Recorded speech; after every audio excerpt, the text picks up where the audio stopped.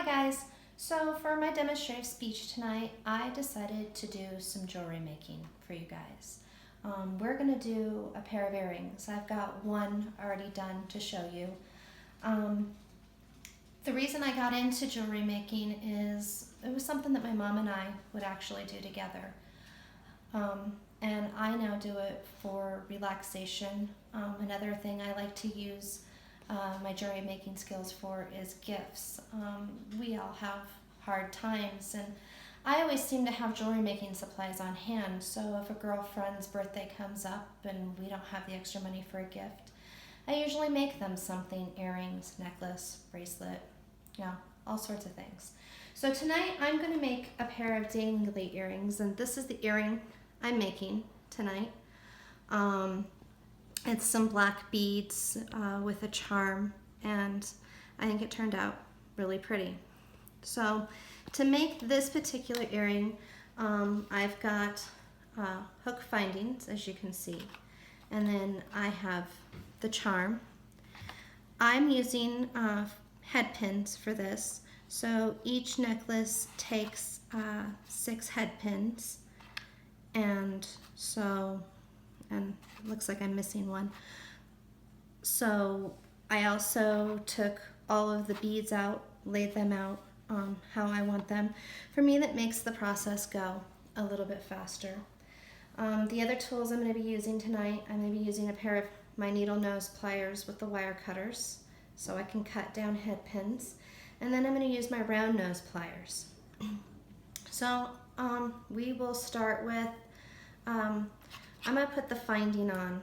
I'm going to put for the top of the earring. The way I like to do this, they've got little springs and these little balls. I like to try to get them to pop down out of the way. Sometimes they will, sometimes they won't. This one doesn't want to. So we're going to just go ahead and open it up. I don't like to open them up too far because then you can't get them closed back around where you want them. So I just take it and I put the charm on. It's really rather simple. Then I just take my needle nose pliers and push it back down to where it's closed, and the ball comes back down and covers it up. Which is really nice if something doesn't line up completely. My next piece I'm going to do for you is the center dangly pin. I chose these faux pearl beads. I thought they were pretty. So I'm going to take the head pin and I'm going to just drop my bead down in there until it's down at the bottom of the head pin. I like to use these because they've got the little end that's flat that holds the bead on for these type of earrings. And get it down in there. You're going to use your needle nose pliers. You're going to have to cut these down. You don't want your hooks to be really long. So I like to cut them down, to where there's about 1/8 of an inch or so. Cut that down. Then I'll use my round nose pliers and I'll grab the end, and they do a perfect job at just spinning it around so you can get it on its hook. I like to make sure that all of my earrings close towards the back of the earring. That way they don't get hooked on as much stuff and your hair or anything else like that, if you get those closed right. So I grab my needle nose pliers again, and I'm just gonna push that down in there until it closes around there. And then you've got your little center dangly. I'm probably only gonna get about 3 of these danglies done on this one earring. So I'm going to move on to the next one. I like to start in the center of my charm. So I'm going to go with my longest because I'm tapering my size to smaller on these. So I'm going to do like I did for my center dangly, the 2 black beads. And then I want to introduce this clear, like iridescent bead. I thought it would be pretty. Figured it would grab color of whatever you were wearing. Again, I want to trim this one down a little bit. It's a little bit long. So again, I want to take it to where it's about, again, 1/8 of an inch. Trim it down. Same sort of scenario. Take your round nose pliers and bend it around. Make sure you've left your hook. And then we're going to do like we did the last one again and make sure our closing end goes to the back. And put it down in there. I always try to grab the wrong pliers to close things. It's the story of my life. The right ones could be right in front of me, and I'll grab the wrong one. So I'm going to close those down.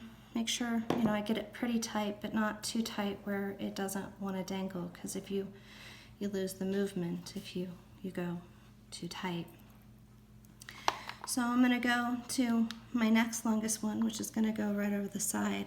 It's going to be 4 beads. I'm going to start with the lighter. I'm going to do some alternating of the colors. I think that gives them a little bit of difference. But, everybody has their own opinion, and that's the wonderful thing about jewelry is you can make it however you want to. This one's a little longer, so I don't think I'm going to trim this one down. I'm just going to go ahead and grab my round nose pliers again and make my hook. And just hook that on. Now, when you're doing these, you kind of got to be careful of your ones that you've previously done and make sure you don't smash them. I've done that before, and then you're wondering why the earring really doesn't dangle as well. At least I usually am. And I have to go back in there and open things back up. So, as you can see, sometimes things don't want to cooperate with you as much as you'd like them to, and things are spinning around. That's where the patience comes in. Get that closed down in there, and you can see I didn't cut that one down, so it didn't go down as nicely as I'd like it to. So the nice thing about any jewelry is if it's not working out the way you want it to, you can go back in and make changes. So I'm going to open this one back up and trim it down a little bit. I'm just going to take a little bit off of it because I'd like to make it just a little bit shorter, and then reclose it. I don't think it matters how long you've been making jewelry. Each piece of jewelry, has its own difficulties. And I made the other one in like 5 minutes, and this one's being difficult. Probably because you're watching me. So we've got that one down. So it's still a little long, but I think it's going to look nice. I'm going to go to my shorter one here. I'm going to start that one with the black bead.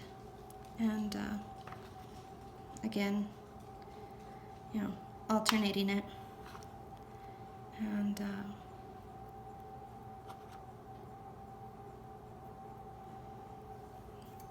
going to trim this one down again, pretty short, so. And again, same thing, needle or round nose. And I'm going to put that in this last one here. So with your other 2 pins, you're going to want to do like I did with these 2 and make identical ones. And when it's all said and done with, you will have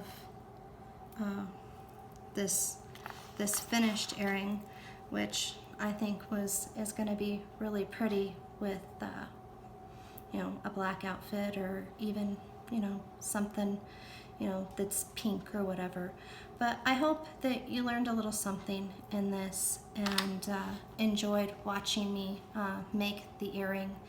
And maybe it gives you some ideas of different ways to make gifts for your loved ones. Thank you. Have a great night.